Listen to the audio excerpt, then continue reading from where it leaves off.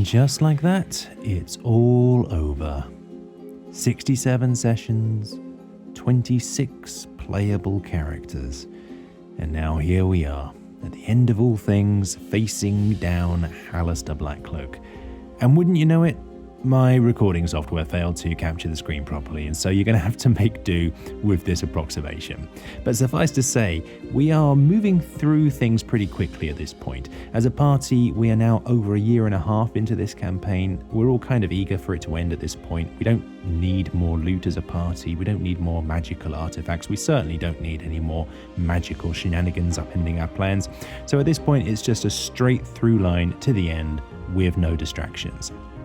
Luckily, there are a lot of fun moments to get ourselves stuck into. I mean, this is the lair of the Mad Mage after all, and the level is overall appropriately insane throughout.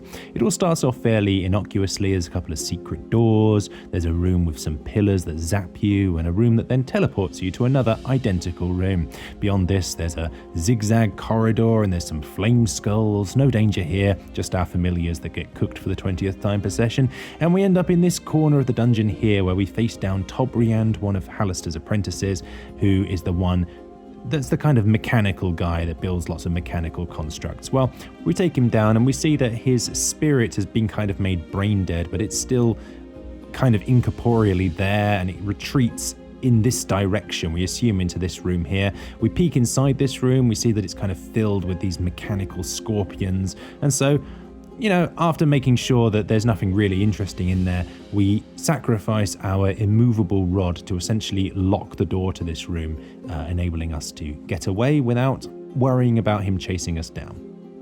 Back we go into this corridor here where we meet this very strange man who has the head of a rabbit that's desperately trying to get away from something. He's very panicked, he's very scared, he looks to be suffering. And so I gently put him out of his misery and we do some funeral rites over him. But this does tell us a very crucial bit of information, because strange man, rabbit, animal hybrid here, that can only mean that we are getting very close to the lair of Arcturia, the second of Hallister's apprentices, and that she must be up ahead. And here our session hits a bit of a roadblock, for you see, several things became clear to the party all at once here. First, well, remember that Arcturia is a mage of Hallister's that we've known about for a while. We earlier in the campaign managed to track down her spellbook, and we do have it in our inventory, and we almost, but didn't quite, manage to find her phylactery as well. Recall also that my character Gorn was brought back from the dead by his god Kalemvor for the express purpose of killing Arcturia. As a lich, she is utterly abhorrent to everything that Gorn's god stands for, and so for sure we want her dead. But then recall that Hallister himself approached the party recently, and he told them that he was getting bored of his apprentices and he wanted to make new ones. Specifically, he wanted the party to kill his apprentices for him so that we could take their places. Well, doing something that the Mad Mage has asked us to do, playing into his hands, that doesn't feel right. Maybe it's better to keep her alive after all. But then, recall that it's already been established that Arcturia has taken possession of Faustus's wife. She brought Faustus's wife back to life and has been experimenting on her ever since, cloning her, changing her. We've just seen that rabbit-headed man just now. He was clearly suffering, so who knows what she's done to Faustus's wife. Yeah, definitely, we need to deal with that. She needs to die. But then again, we've got Olibash in the party, and it turns out that Olibash knows Arcturia really well, and although he's not exactly friends with her, he's at least on friendly terms. He has no reason to harm her, she's chill. So it is in these two minds that we enter Arcturia's room, and straight away it's like a weird fever dream, something like the Mad Hatter's tea party mixed with Eyes Wide Shut. She has a lot of animal-headed people in the room, some of whom are serving as furniture, and the rest of the furniture is actually just a bunch of mimics in disguise. And there is Arcturia in the middle of it all, dancing by herself like some stoned hippie at a party, totally chill about us being there. And, well, we tell her straight out that Hallis has asked us to kill her, and she shrugs and says, all right, well, best get on with it then. Okay, well, then we tell her that, wait, she has possession of Faustus's wife. We want her back. So she kind of shrugs at us and says, okay, here, take her. She's all yours. And she just gives her back to us. So at this point, between Olibash being on friendly terms with her and Faustus actually kind of really enjoying her vibe, plus he's got his wife back, so he's fine about it all, there's this moment of serious talk in the room about us just kind of walking straight on and leaving her alone. I mean, Gorn is perplexed by all of this. She's a lich. She's a trickster, one of Hallis's apprentices. How do you even know, Faustus, that that's your wife that she's given you? And it is true that Faustus's wife seems very out of it. There's very little in the way of recognition of her husband there. So Gorn makes a pitch to the party. Look, let's kill her and sort it out afterwards, okay? This is what I was brought back from the dead to achieve. Nah, we're good, say the others. Well, thank goodness that Ember is there to break the impasse. Ember, who has up until now had absolutely no stake in this fight one way or another. Ember, who finds herself on the receiving end of Arcturia's attention, as Arcturia tells her, I like your hair. And suddenly she has the exact same haircut, except, no, it would look better like this. And then she touches Ember and shortens the hair and changes its colour. Well, that, my friends, right there is a non-consensual touch. And we roll initiative. And the following fight is tough, but luckily we do get some help from one of her experiments in the room, this jackal-headed man, who seems to be furious at his treatment by Arcturia and has been apparently longing for a chance to stick it to her like this, which is good because Olibash basically sits out that fight and refuses to participate. And finally, when the dust is all settled, we find ourselves looking over the body of Arcturia. Her party has been ruined, her furniture has been destroyed, and the party is suddenly looking like it might not be so unified after all. But on the flip side, at least I've now got my recording software back. Cue the best section of role-playing that we ever had as a party. As Faustus creates this little pocket dimension for his wife and he hides her away inside to recover, and Gorn spends some time trying to figure out if it really is actually Faustus's wife, and after casting legend lore on her, finds out that yes, it is, and he learns all about Faustus's backstory in the process. She was supposed to be in heaven apparently, and Faustus actually sold his soul to make it so, and now of course she's here, she's been brought back, and his soul has been sold, and so it's all a little bit frustrating for him. And then Olibash, well, Olibash spends a lot of time accusing the party of secretly wanting to stab him in the back. I mean, since he's joined us a couple of weeks ago, he's now witnessed us killing 2 of Hallis's apprentices, both of them mages. How does he know that we're not just going to turn on him as well? He is, after all, a mage. And Ember is just mad about her hair. Well, suffice to say, it all takes a while for it to kind of settle down, but settle down it does, and I feel the party was definitely stronger for going through all of that. And hey, I'm screen recording again, so it's all great. Newly unified, the party heads down this crazy winding corridor that keeps twisting and turning and hurting us as we go, and we end up here at the end in this, what basically amounts to this game of Russian roulette. We're not able to know which of these doors is the right one. We have no way of knowing. Now, luckily, Gorn has an anti-magic field up, which he activated in order to get through the twisty corridor here. And so we were able to cheese this section quite nicely. Essentially, there's this large crystal in the middle of the room that zaps you if you try to open the wrong door. But by standing between the crystal and the door, my anti-magic field was able to block the zaps, enabling us to kind of safely test each of the doors until we found the right one to proceed onto Hallister's tower.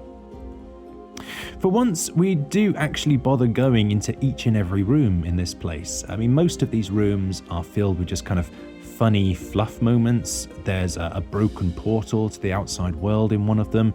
There's a room where we see lots of unseen servants painting pictures of Hallister in provocative poses as a silent image of Hallister poses in front of them. And then there's a room which is filled with portraits of all of Hallister's former apprentices, and one of them, Jesira Kesselharp, has been slashed through as though in anger. Now, we all know Jesira. She's the disembodied voice that we've been hearing throughout the campaign, the one who kind of acts as a blocker in the game whenever you try to use the portals to travel to a floor that you're not ready for. Looks like Hallister still might be a little bit annoyed with her for her betrayal of him. There are a couple of combats in this tower, of course. The first of them is this kind of demi-lich who is brewing a potion of time stop. Note to self, I just realized that I had a potion of time stop on me in the final battle that I forgot to use. That was stupid.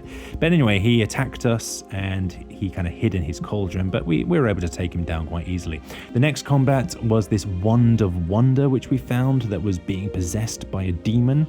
Luckily, Faustus was able to expel the demon before the wand was destroyed, and after attuning to the wand, he then has a Wand of Wonder for the last couple of fights, which is appropriately random for a character of his type.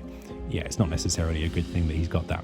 And then the final combat was one that the DM created just for us. It's not in the book because we find that Auric, our good friend, the Dragonborn Artificer, reborn as a rock gnome paladin, apparently he was reborn once again, despite us burying him inside a pocket dimension and casting Gentle Repose over him.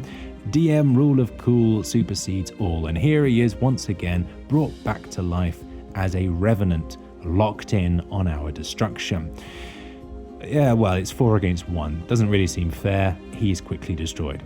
Until finally we find ourselves outside Halaster's chambers. No turning back now. We are rested. The DM throws one last level up at us just for funsies. We're level 20 going into the final room. And we enter, and there is Halaster before us in this weird kind of contraption where he is being milked of his magic like a cow. And who is the one doing the milking? Why, that would be Faustus. The same Faustus that's in the party with us. It's all very weird. But no, of course, this isn't actually Halaster.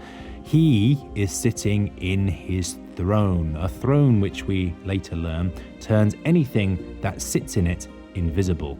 And once we realise where he is, I mean, the rest of the battle proceeds pretty quickly from there. There's a lot of high-level magic. Halaster summons this celestial Imperium, and the party ends up splitting its attention evenly between the two, with Gorn and Faustus taking on Halaster and Ember and Olibash dealing with the Imperium. And during the fight, knowing that it's going to be the last one that we do, I decide to cast Wish at one point. It's a level 20 cleric feature in the new version that you get a free cast of Wish every few days. And so I make the wish that Jasira Kesselharp, Halaster's former apprentice who is living inside the walls, I wish that she was here right now. Sadly, that wish fails. Would have been really cool if it worked, but whatever. The DM lets me use the wish to do something else instead, and of course, with such high level magic flying around, Halaster does die after a few rounds, and with him gone, the entire tower starts to collapse. So Olibash casts Magnificent Mansion, he ushers us to safety, the tower collapses around us, and with that, the campaign ends. At which point we kind of learn the truth that Halaster himself is actually a lich, and that his phylactery is the dungeon of the Mad Mage, meaning that he can never be killed for good because it's impossible to destroy this place. Epilogue time, and after using True Resurrection and my life level spell slot to bring Bolene back from the dead, Gorn departs the group to hunt down Arcturia's phylactery, one that he can actually find, and destroy it. He only has a short time until she is reincarnated. After all, it is the reason he was brought back to life, so he needs to move fast. But he's resigned to his fate at this point. He was brought back from the dead to get rid of liches, to remove the undead blight from the world. He no longer remembers what life was like above ground. He no longer remembers what life was like. And so he kind of finds himself settling down into Ezat's old quarters, from where he kind of guards the realm against the return of Halaster, kind of playing this game of magical whack-a-mole. Every time Halaster comes back to life, Gorn is there to smash him back down again, sometimes alone, sometimes with other adventurers that he manages to rope in from the world above. Shield, for one, who is still living in the Undermountain looking after the Kuatoa, and Yvette, of course, who despises magic in all of its forms and is keen to see the end of the dungeon. The rest of the party, meanwhile, they disband and go back to their own lives, Faustus with his wife, although it seems that their marriage is a little strained after everything that they've been through, and so after making sure that she's okay, he kind of departs for a while into the Nine Hells to clear his name from those bogus charges which have been brought against him. Meanwhile, Ember returns to Waterdeep to be with her brother, and Olibash departs the Undermountain, never to return. In the end, we had 26 different player characters during this campaign, and of those 26, 14 are actually still alive in one way or another, which is quite funny now I think about it. For example, Kronos, Tix and Gakar here, they are still alive, but their player characters left the group and so they left with them. Lantix and Bolene here, they were both resurrected by Gorn and are still alive. Yvette and Shield, as I said, they're both alive, but were abandoned by me in lieu of playing as Gorn some more. Murin the Dwarf, the first death we had in the campaign, he is brain dead, but technically he is still alive. And Raynolm the Frog, he was returned to his original form, which was a chess piece. He was a true polymorphed chess piece. Whether he's alive or not, I guess is up to your interpretation, but he's still a chess piece.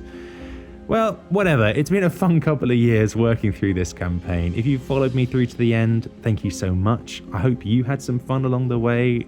This is a crazy campaign, this one, and I definitely do have some thoughts about it, which I'll go into more detail soon. But in short, I think the middle part of this campaign was probably the best bit overall, with the beginning really dragging a lot and the end the complete opposite, just going way too fast for its own good. What can I say? I think the internet consensus is right overall. High level D&D play just isn't that much fun. I think somewhere around level 8 to 12 is probably the sweet spot for really good D&D. High level play without feeling too overpowered. Anyway, whatever happens, I hope you do continue to keep watching this channel. I will be embarking on another campaign soon, though I doubt I'm going to do this whole blow-by-blow account like I did for this one. I'll probably just do some more summary videos. But whatever I decide, I do hope you're going to stick with me for it. Like, comment, subscribe, all that stuff. And I will see you all next time. Take care.